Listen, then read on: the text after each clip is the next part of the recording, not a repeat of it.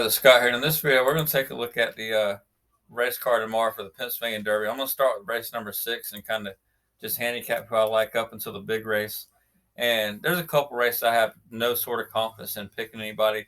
And when I get to those races, I'm just going to, tell you that I don't like anybody and just skip over them. But for this race, I do like somebody on race 6, and that's going to be Chub Wagon. Chub Wagon is 12 out of 14 at Lifetime, and at Parks, this horse is 8-1, never finished out of the exacta. So for me, I think Chub Wagon can get it done against this field. It's not the strongest field in the world, so I'm gonna go with Chub Wagon for race number 6, and then that's gonna bring me to race number 7, and I'm gonna go with Mind Control. And Mind Control beat Hot Rod Charlie at Monmouth earlier in the year, and I think this is just an easy spot for Mind Control. It's obviously a horse that wants to go a mile. I don't think longer distance is very good for the horse. So I think Mind Control gets the job done here. And that's going to bring me into race number 8. And race number 8, I feel real confident saying either Fearless or Western River is going to win this race. I'm tempted to put both of these two in an exacta. And I think Fearless has taken a small step forward ever since he stretched out to, going a mile and a half in these longer distances. Pletch is very good at getting horse to go over a lot of ground.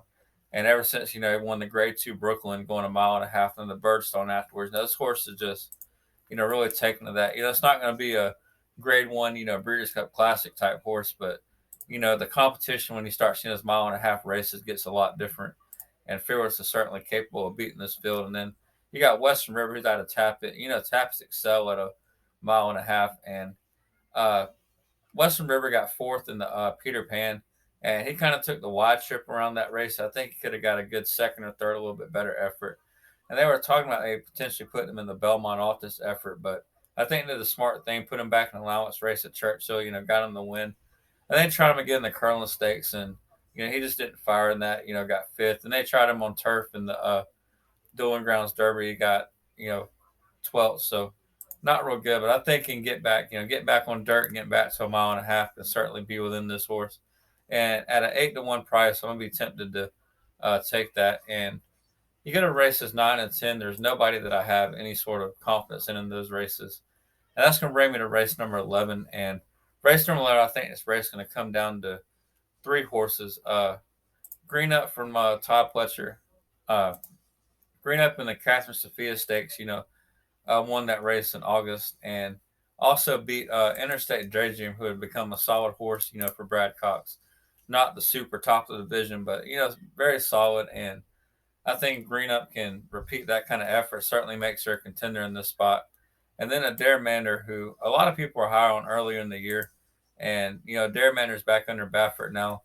And this horse won the Lost Virgin Stakes in February and looked really impressive. And then under Yak T, got second to Santa Anita Oaks, kind of did all the dirty work that day. And then in the Black Eyed Susan also got second.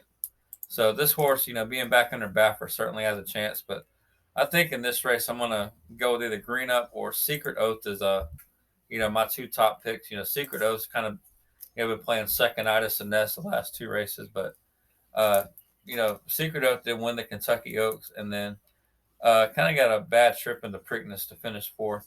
But this horse always just seems to kind of show up and has a good turn of foot.